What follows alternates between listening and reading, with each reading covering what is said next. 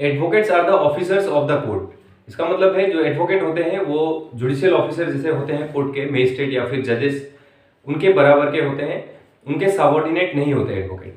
ये बात जो है ये सुनने में तो अच्छा लगता है, लेकिन प्रैक्टिकली खास तौर से जो लोअर कोर्ट होते हैं वहाँ पे क्या इस तरीके का ट्रीटमेंट मिलता है एडवोकेट्स को, ये सोचने वाली बात है।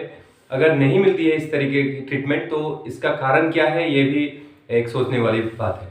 Advocates are the officers of the court, इस बात को मुहर लगाते हुए Jammu and Kashmir high court ने एक जजमेंट पास किया है। इस जजमेंट में क्या बोला है Jammu and Kashmir high court ने, आइए समझते हैं पूरे केस को।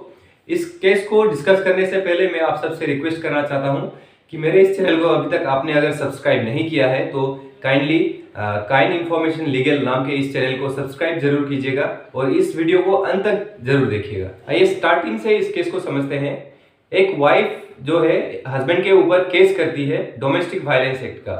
उसके बाद हस्बैंड कोर्ट में अपेयर नहीं होने के कारण, जुडिशियल मजिस्ट्रेट के कोर्ट में अपेयर नहीं होने के कारण एक्स पार्टी चला जाता है हस्बैंड के अगेंस्ट में। उसके बाद हस्बैंड फिर उस कोर्ट में हाजिर होके एक पिटीशन फाइल करते हैं उस एक्स पार्टी को वेकेट करने के लिए, उस एक्स पार्टी को कैंसिल करने के लिए। लेकिन उनका जो पिटीशन है वो डिस्पोज नहीं होता है, उसको थोड़ा टाइम लगाते हैं जुडिशियल मजिस्ट्रेट कोर्ट। उसके बाद क्या होता है, हस्बैंड के जो एडवोकेट हैं और जो जुडिशियल मजिस्ट्रेट हैं उनके बीच में एक हॉट आर्गुमेंट होता है, एक झगड़ा टाइप का एक सिचुएशन एराइज होता है।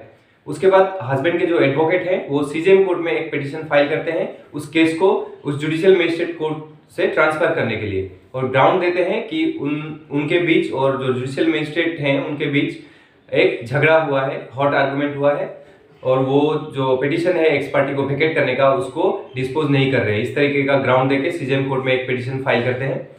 फिर सीजेएम उस पिटीशन को रिजेक्ट करते हुए बोलते हैं कि ये सफिशिएंट ग्राउंड नहीं है एक केस को ट्रांसफर करने के लिए, और एडवोकेट्स क्या करते हैं अपना जो बेनिफिट है उसको उठाने के लिए इस तरीके का ग्राउंड देके, इस तरीके का झगड़े का ग्राउंड देके अपना केस को, अपना बेनिफिट उठाते हैं। इस तरीके का एक एक्स्ट्रा रिमार्क देते हैं अपना जो ऑर्डर है उसमें।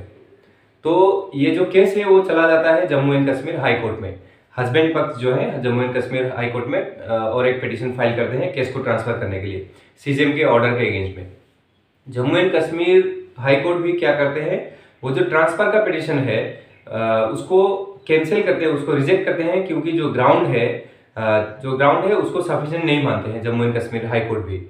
उसके बाद और एक रिमार्क देते हैं और एक एक्स्ट्रा बात बोलते हैं Jammu and Kashmir high court. उसमें बोलते हैं कि सीजेएम का जो एक्स्ट्रा रिमार्क है, एडवोकेट अपना बेनिफिट के लिए इस तरीके का ग्राउंड देते हैं, इस तरीके से एडवोकेट के अगेंस्ट में जो रिमार्क दिया गया है उसके अगेंस्ट में Jammu and Kashmir high court बोलते हैं कि इस केस में, ये जो हस्बैंड एंड वाइफ का जो केस है, इस केस में एडवोकेट के अगेंस्ट में जो रिमार्क दिया गया है ये इस केस के लिए नेसेसरी नहीं है।